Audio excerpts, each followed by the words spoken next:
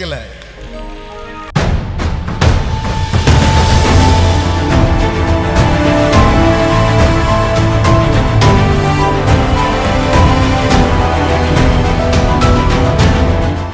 அதன் மேல் ஒரு கல் வைக்கப்பட்டு இருந்தது. அவங்க நம்ம ஊர் மாதிரி இப்படி கிடையாது, ஒரு குகை மாதிரி இருக்கும். அதுக்குள்ள என்ன பண்ணுவாங்க, வைப்பாங்க, கல்லுகளாக வச்சு மூடி வைப்பாங்க.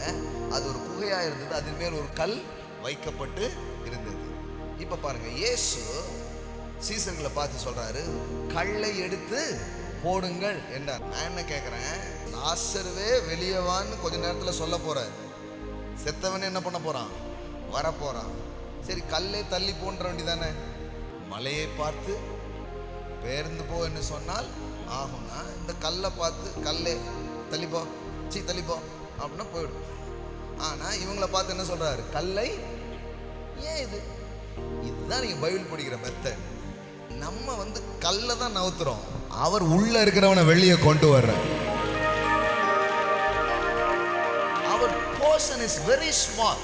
என்ன பண்ண சொன்னாரு, அந்த கல்லை என்ன பண்ணு, தள்ளுங்க, கல்லை எடுத்து போடுங்கள் அப்படின்னாரு. இப்போ உங்களை கூப்பிட்டு லாசருவை எழுப்புன்னா கூட நீங்கள் கொஞ்சம் யோசிக்கலாம்.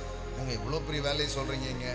நான் வீட்டில் காலையில் தூங்குற நான் எழும்புறதே பெரிய விஷயம். அன்றைக்கி ஒருத்தர் சொல்கிறார், உயிர்த்தெழுதல் வல்லமெல்லாம் இருக்கட்டுங்க, காலையில் ஒழுங்காக 6 மணிக்கு எழும்பணுங்க. நான் எழும்புறதுக்கே ஒரு உயிர்த்தெழுதல் வல்லம் எனக்கு தேவைப்படுத, அப்புறம் தான் மற்றவங்களை போய் எழுப்புறதுலாம் இருக்குது. கல்லை எடுத்து போடுங்கள், அவ்வளோதான், ஸ்மால் ஆக்ட்.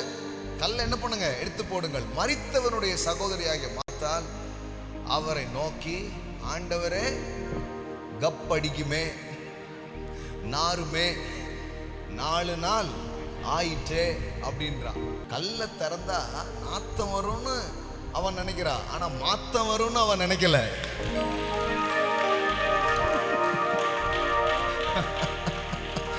நீங்க நாத்தம் வரும்னு நினைக்கிறீங்க, திறந்தா அவர் சொல்றாரு மாற்றம் வரும்ன்ற.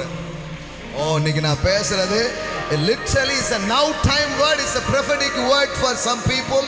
amen. ஆன்லைன்ல பார்த்துட்டு இருக்கலாம், இங்க உட்கார்ந்துட்டு இருக்கலாம். நீங்க நினைக்கிறீங்க கல்லை எடுத்தா நாத்தம் வரும்ட்டு.